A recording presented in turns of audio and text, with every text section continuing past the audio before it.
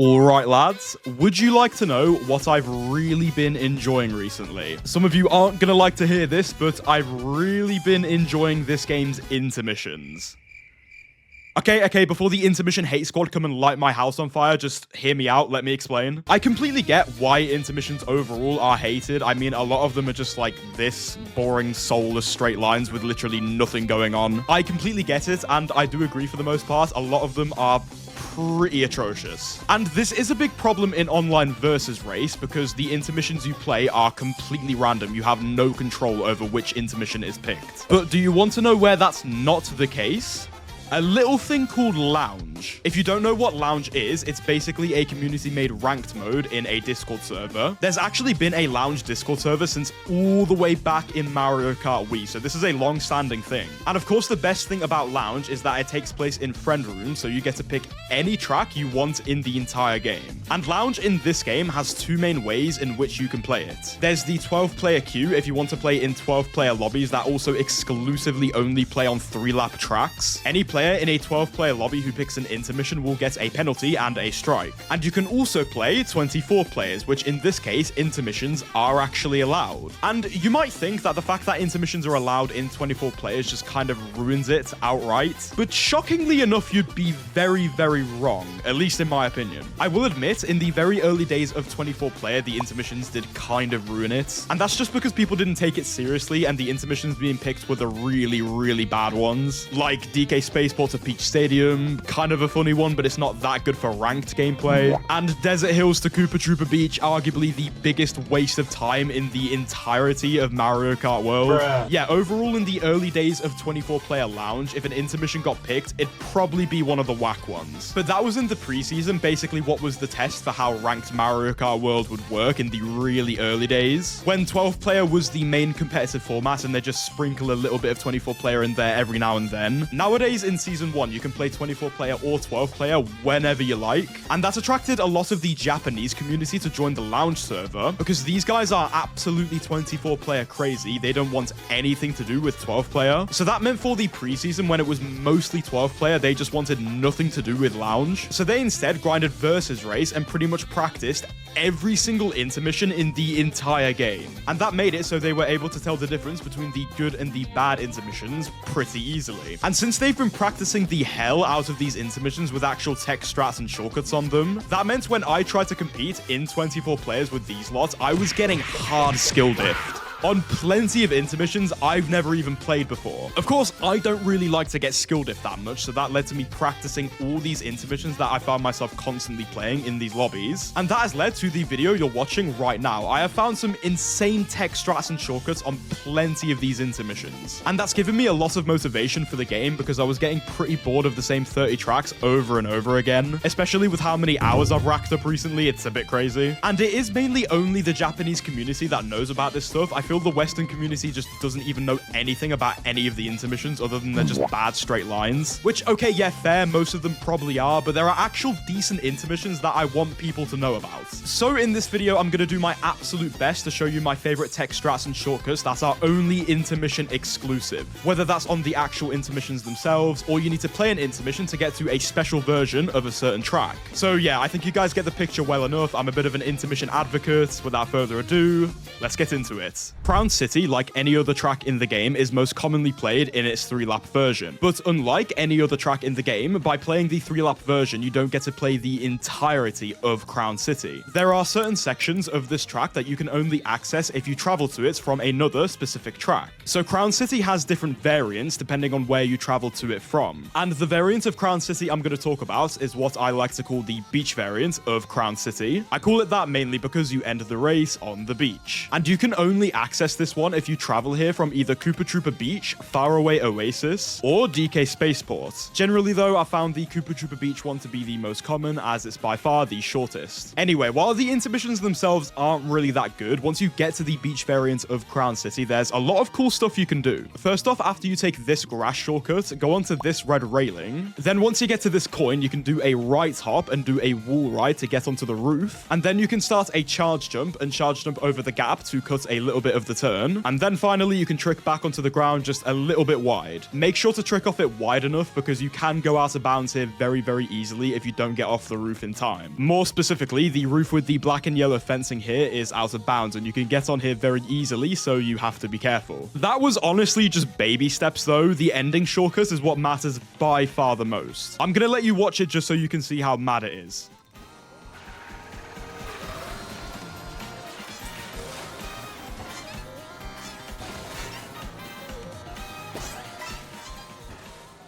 I bet you're thinking that might be really technical and tricky to go for, but it's actually way easier than you think. So what you have to do is charge jump onto this red railing on the left side. Once the railing starts to go up, do a right hop and aim to land on this rope as late as you possibly can. I say that because if you land on it too early, you can very easily go out of bounds. And then you'll want to aim to right hop off that rope as late as you can so you can trick off of this pole at the same time to get as much height as you can. And if you've done that correctly, then all you need to do is aim to trick off of this big stack of Goombas. And with that, you would have saved yourself a huge chunk of time at the very end of the race. Honestly, the little roof strap before, you can kind of take it or leave it. It doesn't make that much of a difference. But this ending shortcut right here is the one you really need to learn in case you ever have to play this. And since this variant of Crown City does come up in more than one intermission in the game, you're gonna have to play it eventually, and knowing this for the end of the race is really gonna come in handy, trust me. So here's another shortcut that you can only access by playing a specific variant of Crown City. This one is what I like to call the ocean variant of Crown City because you drive on the ocean for a little bit. It's just the easiest way to remember it by, for me at least. And to my knowledge, you can only access this one if you travel here from Peach Stadium. And this one is absolutely dead simple. Shortly after the little ocean section, when you get to the pier, take this middle railing and then left hop onto the left side railing, and then left hop off that left side railing and trick off the inside of this lamppost at the exact same time. That will give you enough height and the perfect alignment to cut off all of this sand beneath you, and you will get a bit of a rough landing, but you can get a bunch of tricks afterwards to boost you right back up to speed. And then, since this does take place right at the very end of the ocean variant of Crown City, then it's just a straight shot to the finish line. Since this one compared to the other Crown City shortcut we looked at is a lot less out of the way, it takes place right in the middle of the road, you can very easily get hit by an item in the mid-pack or get slightly pushed out of it, and if either of those happen and you get pushed off the railing, you can't go for it anymore. So the main thing with this one is having your awareness up and making sure you can go for this without any interference. So as long as you know you're in a good spot to take this, ideally being in first place for example, then you'll be fine as this one's pretty easy to get the hang of. Here's something that you might not have known. Just like Crown City has different variants which you can only access by playing specific intermissions, you can play certain tracks in Mario Kart World backwards, and again the only way in which you can access these backwards tracks is by playing a specific intermission beforehand. And I'm going to be talking about a couple backwards variants in this video, but for now we're going to talk about backwards Wario Stadium. And this one can only be accessed if you travel to Wario Stadium from Bowser's Castle or Drybone's Burnout. And the little strategy I'm going to talk about isn't crazy by any means, but it's one even I was missing out on for a long time, and it's a really easy time save. So pretty much, I'm sure you've seen this on the regular version of Wario Stadium. I'm going to be showing you how to do this on the backwards version on the turn prior to this. And you have multiple ways in which you can go about this. You can go on the top right railing and do a neutral hop at the end of it to clear the gap beneath you, and then you can very easily land on the tight right side railing. Or you can either go on the top left side railing, chain a bunch of trick boosts, and once you hit this little wrench, do a right hop to send yourself flying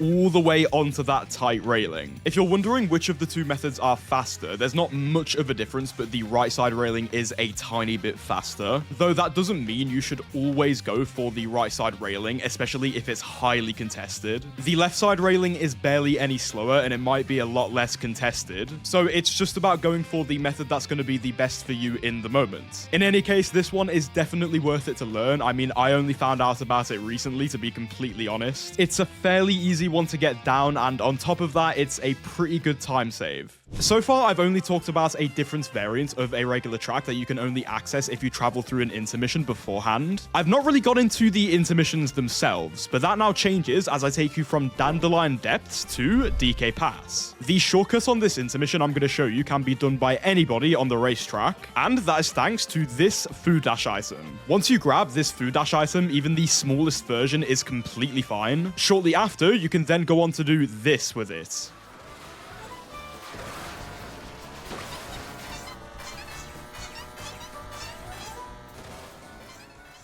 And while that looks very flashy, the method for it is incredibly simple. All you need to do is preemptively start a charge jump when you're going into the snow, and if you have a tier 1 food dash item, charge jump at the very tail end of that boost. Aim to trick off this tree to absolutely maximize your height, and then you'll go way up over this little house below you, cutting the entire turn. And to perfectly finish it off, you can land and trick off of this log to get a trick boost when you exit the snow. While the execution on paper seems pretty simple, you just charge jump into the tree and clear the entire turn. If you have a tier 1 food dash item, because of the little boost you get, the timing is actually quite difficult. Of course, if you get a tier 2 or 3 food dash item, or you have a mushroom, it's a whole lot easier. But it's definitely still worth practicing doing it with a tier 1 food dash item, because if you're front running this one, that's all you can get. And nailing this shortcut with that tier 1 food dash item in first is what's going to keep you first. And DK Pass itself is a solid front runner, so if you're in the front for it, you'll set up really, really well. So if you ever find yourself in this situation, front running this intermission, this is pretty much always worth it to go for. Okay, here's a shortcut at the very beginning of an intermission that, knowing it, turns it into a pretty decent front runner. This one takes place on Drybone's Burnout to Boo Cinema. And this one is literally right at the very beginning. Take a look at this.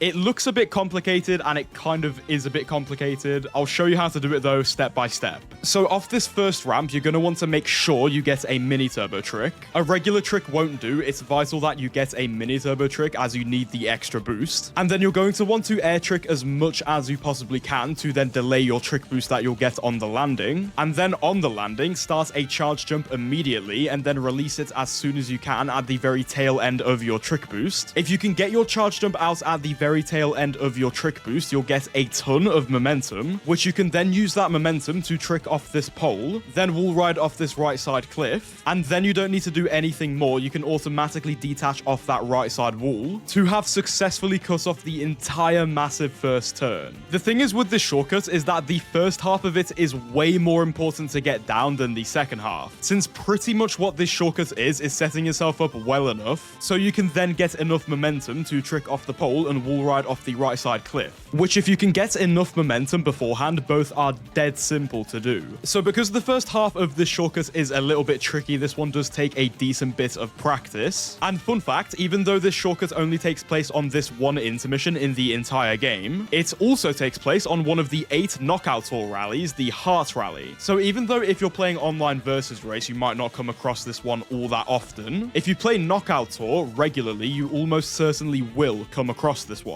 And learning this shortcut is absolutely vital if you want to front run either the Drybone's Burnout to Boost Cinema intermission or the Heart Rally as well. If you've played Starview Peak 2 DK Pass, then you'll know the intermission section on this one is basically just a really big ski slope going from Starview Peak all the way down to DK Pass. And this one contains a lot of different split paths, so there are many ways in which you can go about this one, but the fastest way to go about it is straight down the middle through all the trees and through all the off-road. And you can cut all of this without even touching the floor with one mushroom. Don't believe me? Just take a look at this.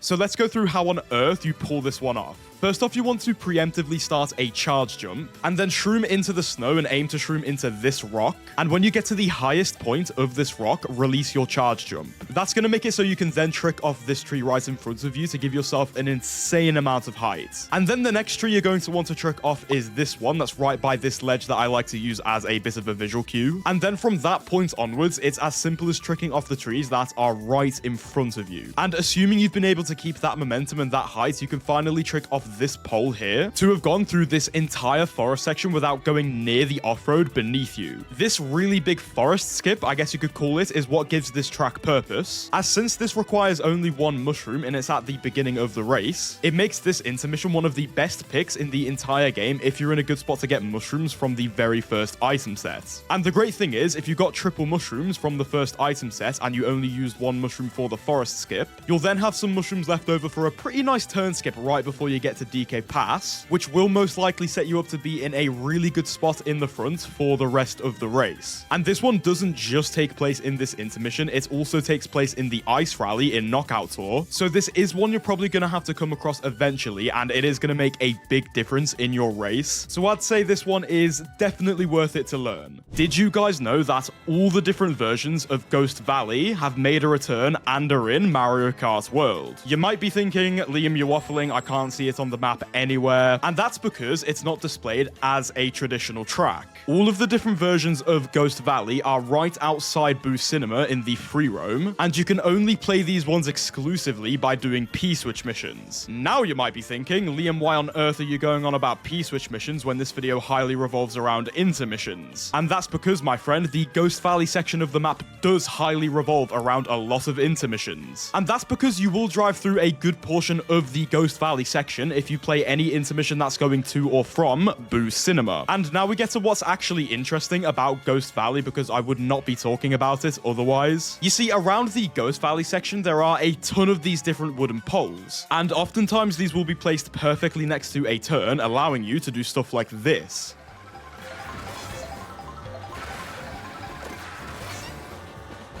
Pretty much any time you play an intermission going to or from Boost Cinema, you can take advantage of all these different poles that are sat right next to the turns, trick off them, get a ton of height to cut a decent portion of that turn. It's nothing crazy by any means, but it's a super simple time save that, since the Ghost Valley section of the map isn't really practiced by most people, you might be missing. And Mario Kart World is a game where you can really use your surroundings to your advantage, and I'd say this is a perfect example of that. Okay, so far we've only talked about some fairly technical strats that do take a good bit of practice. So here's one where you hardly even need to practice it, you just need to know it. It takes place on Crown City to Whistlestop Summit, and I'm telling you, even a zoo animal could perform this. You see, when you pass this item set, the most logical thing would be to go straight forward where the road's going, but you actually don't do this. Take a right instead, trick off this ramp, and you can access the train tracks. I, alongside many other people, initially thought going here would count as out of bounds, but that's not the case. And as you can see on the minimap, taking these train tracks cuts off an insane amount of the road, saving you a good amount of seconds at the very least on the people that just don't even know you can drive on these train tracks. And this is extremely worth it to know because, as I said in the intro, the intermissions in this game are very much neglected, and that means there are so many players that just won't even think to take these train tracks. You get to save a ridiculous amount of time on these people simply by just taking a slight detour. If you don't know about these train tracks, get to know these train tracks because this is probably the freest time save in the entire video. If I had to rank every single thing that I've talked about in this video, these last two would be far and away my top two, with the one I'm about to talk about being my number 2 and the final one being my absolute favorite. And the one I'm about to talk about is something I discovered very recently on Mario Circuit 2 Acorn Heights. And this one takes place at the very beginning. You see, when you come up to these tree stumps, you might not think you can do much on them other than just trick off them regularly, but that could not be further from the truth because look what you can do off the last one.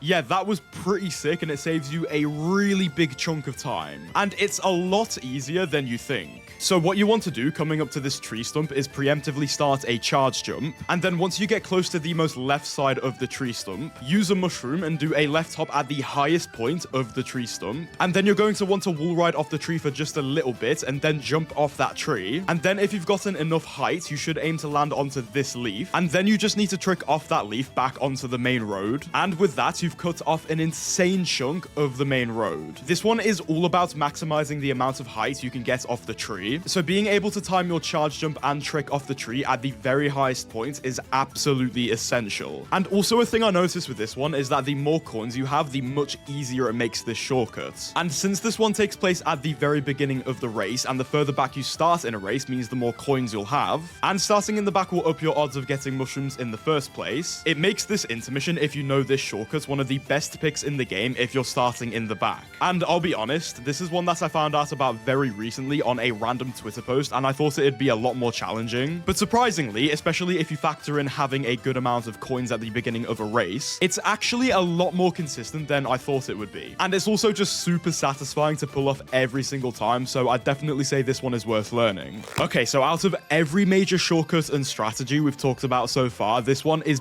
by far and away my favorite. This one takes place on specifically Wario's Galleon or Salty Speedway to DK Pass. Why does it take place on these two intermissions specifically? That's because this one can only be done on backwards DK Pass. And I'm just gonna go ahead and show you why this one is my absolute favorite.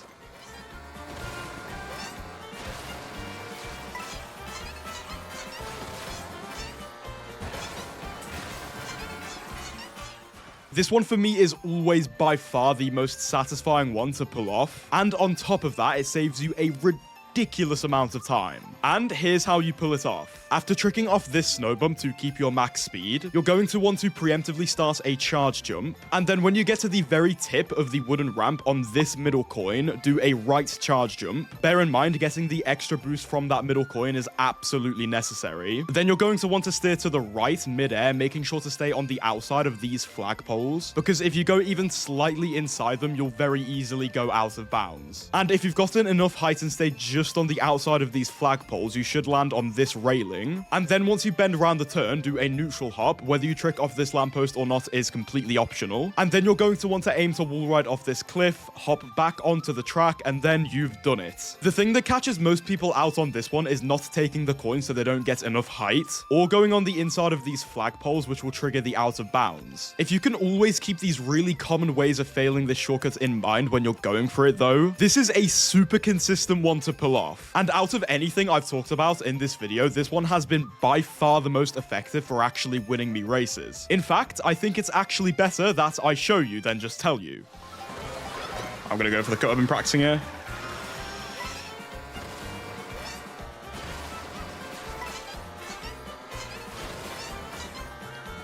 Goated, nice. Oh my god, that's so good. That is insane.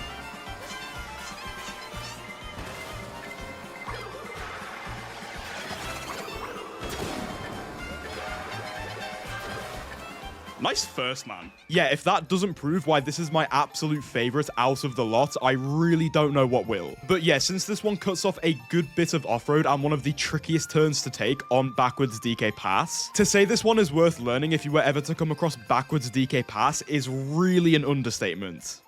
So that concludes all the intermission exclusive shortcuts and strats that I wanted to talk about in this video. Although, don't get it wrong, that's far from every single one I could have talked about. There are plenty more intermission exclusive shortcuts and strats that we know about. And considering there are 202 intermissions in the game, there are probably a whole lot more to be discovered in the future. So if you want a part 2, let me know. But anyway, the video's not over just yet, as there is one more major reason that people will pick specific intermissions. Well, I guess it's technically 3 reasons, and that's boats, helicopters, and trucks. Certain intermissions in Mario Kart World will have these accessible boats, trucks, and helicopters scattered on the track. That can be placed very obviously on the main road or a little bit out of the way. And knowing the intermissions and the specific spots where you can access these things is super important. Because these trucks, helicopters, and boats are significantly faster, and not to mention in the short period that you're in them, you get full invincibility. So blue shells and shocks are absolutely nothing to you if you can just get inside one of these in the front. And I'm gonna go through the most common accessible vehicle intermissions, I guess you could call them, that I've encountered while playing ranked Mario Kart World.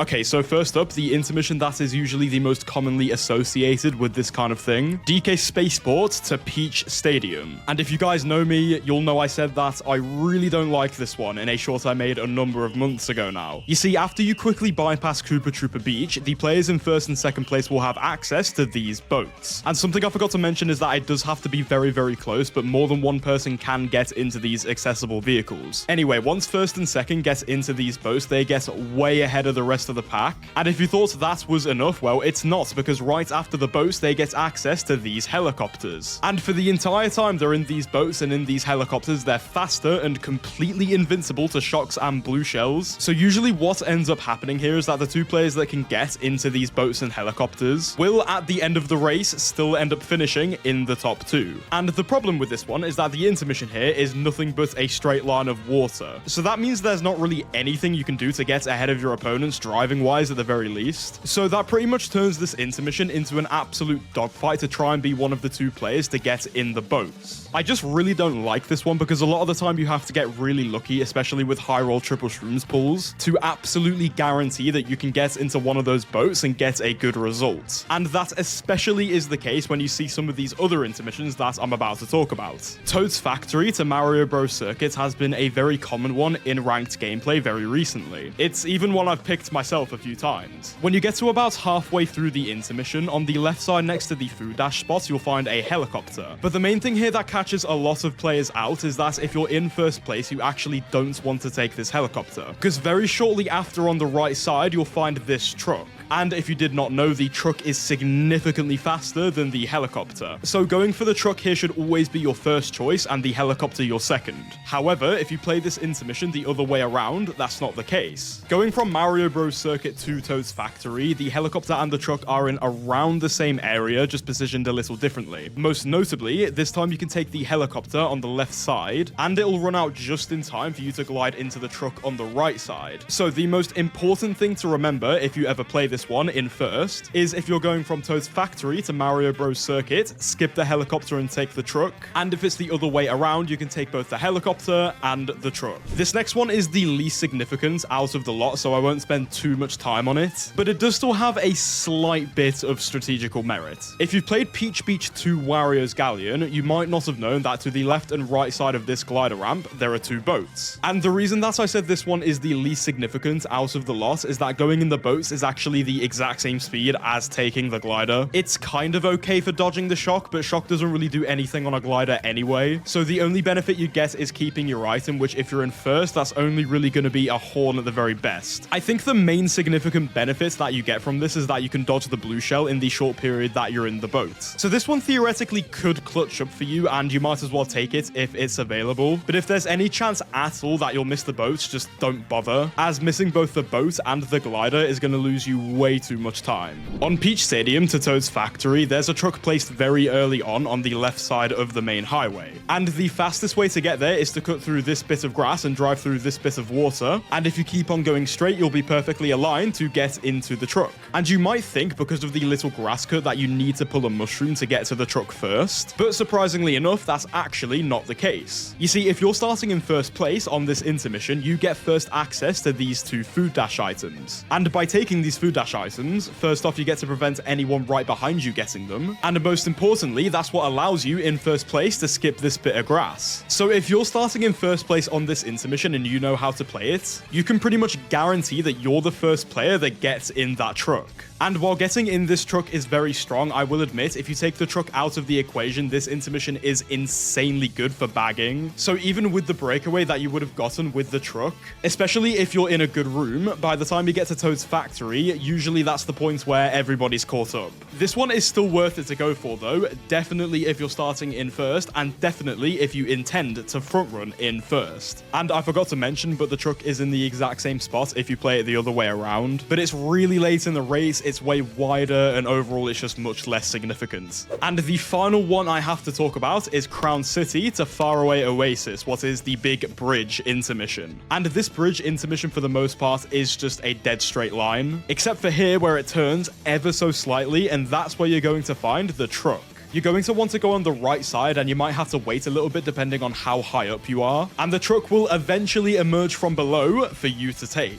Usually the best place to be in to get this truck is in around a higher up middle spot. So let's say in a full 24 player lobby, that might be around 5th to 9th, just a guess though. Generally, those are the spots where you can get the truck without having to even stop, but if you're in the front, you might have to stop a little bit if you want to go in it. And of course, as for all of these, if you're in the back, someone's probably going to get it before you can even go near it. Oh, and this one also takes place in the Cloud Rally in Knockout Tour, so that's pretty cool. And this truck also does appear if you play this one the other way around, Faraway Oasis to Crown City. And it still is on the right side, but that's your right, so don't get confused. This one is definitely solid though. There's a lot of boost panels on the bridge, so it doesn't save as much time as it possibly could, but it's about midway through the intermission, so there's a real chance you could dodge the shock with this one. You might as well go for it.